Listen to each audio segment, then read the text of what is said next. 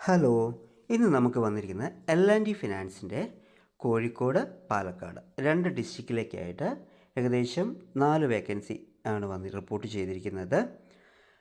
First vacancy എന്ന് പറയുന്നത് office staff cum collection executive എന്ന് പറയുന്ന പോസ്റ്റാണ്. അപ്പോൾ എന്താണ് ഓഫീസ് സ്റ്റാഫ് കം? അപ്പോൾ നമുക്ക് ഇവരുടെ L&T ഫിനാൻസിൻ്റെ ഓഫീസ് സ്റ്റാഫ് എന്ന് പറയുന്നത് എല്ലാ മാസവും 10-ാം തീയതി വരെ ഫീൽഡ് വർക്കും 10-ാം തീയതിക്ക് ശേഷം ഓഫീസിനകത്തുമാണ്. അതുകൊണ്ടാണ് office staff cum collection executive എന്ന് പറയുന്നത്.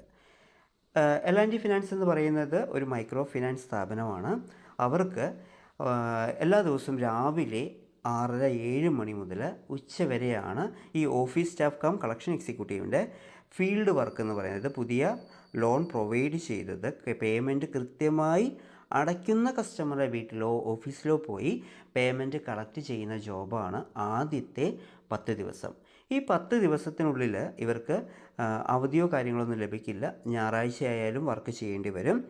രാവിലെ ഒരു 7 മണി 7:30 ആകുമ്പോൾ തന്നെ ഫീൽഡിൽ പോകേണ്ടി വരും. കാരണം ഓഫീസിലൊക്കെ വർക്ക് ചെയ്യുന്ന ഉദ്യോഗാർത്ഥികളാണെങ്കിൽ അവർ വീട്ടിൽ നിന്ന് പോകുന്നതിന് മുമ്പ് തന്നെ ചെന്ന് പേയ്മെൻറ്റ് കളക്ട് ചെയ്യുക എന്നുള്ളതാണ് ആദ്യത്തെ 10 ദിവസത്തെ ജോബ്. അതാണ് കളക്ഷൻ എക്സിക്യൂട്ടീവ്.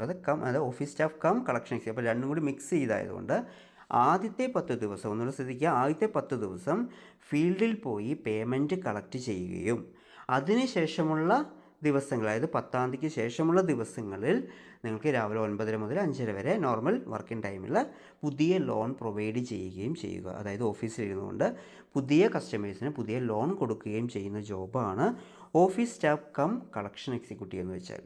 ഓക്കെ, അപ്പം അതിന് നിങ്ങൾക്ക് ഈ പറഞ്ഞ ബേസിക് സാലറി എന്ന് പറയുന്നത് അത്യാവശ്യം 17,200 രൂപ ബേസിക് സാലറി ഉണ്ട്. പെട്രോൾ അലവൻസിന് 3,600 എൻ്റെ ഓർമ്മയിൽ.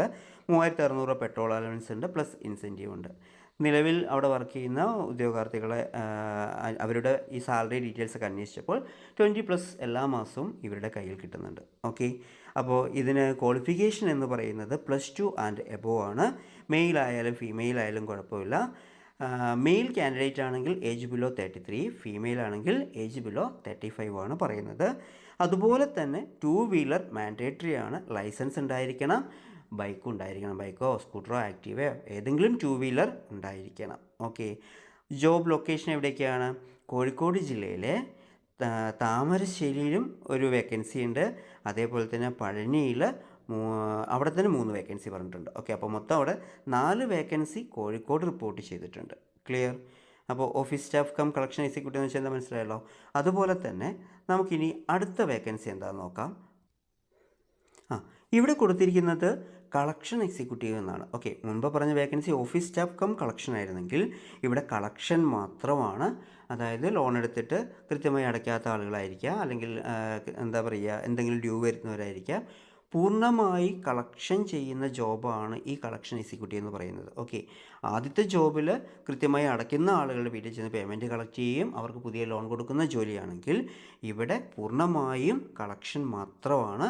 അവർക്കും ബേസിക് സാലറി എല്ലാം സെയിം തന്നെയാണ്. 17,200 രൂപ പ്ലസ് ഈ പറഞ്ഞ പോലെ ഇൻസെൻറ്റീവ്, പിന്നെ അതുപോലെ പെട്രോൾ അലവൻസ്, മറ്റ് ആനുകൂല്യങ്ങളെല്ലാം PF ESI മറ്റ് ആനുകൂല്യങ്ങളെല്ലാം ഉണ്ടായിരിക്കുന്നതാണ്. ഓക്കെ, അപ്പോൾ ഇത് വേക്കൻസി വന്ന് പാലക്കാട് ടൗണിലേക്കാണ് വേക്കൻസി. ഇത് ലൊക്കേഷൻ ഉണ്ട്. Okay, location Palakkad ടൗണിലാണ്.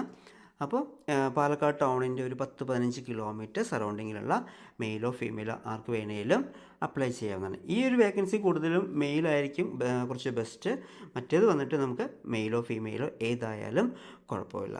ഇപ്പോൾ ചില ഫീമെയിലൊക്കെ ഇപ്പോൾ ചില ബ്രാഞ്ചുകളിലൊക്കെ മാസം 50,000 60,000 രൂപയൊക്കെ ഇൻസെൻറ്റീവ് മാത്രം മേടിക്കുന്ന ഉദ്യോഗാർത്ഥികളും ഉണ്ട്. ഓക്കെ, അപ്പോൾ ഈ ജോബിന് താല്പര്യമുള്ള ഉദ്യോഗാർത്ഥികളാണെങ്കിൽ താഴെ കാണുന്ന മെയിൽ ID റെസ്യൂം സെൻഡ് ചെയ്യുക. പോസ്റ്റ് സബ്ജക്റ്റിൽ നിങ്ങൾ ഏത് പോസ്റ്റിലേക്കാണ് അപ്ലൈ ചെയ്യുന്നത് കൂടി മെൻഷൻ ചെയ്യുക. ഓക്കെ.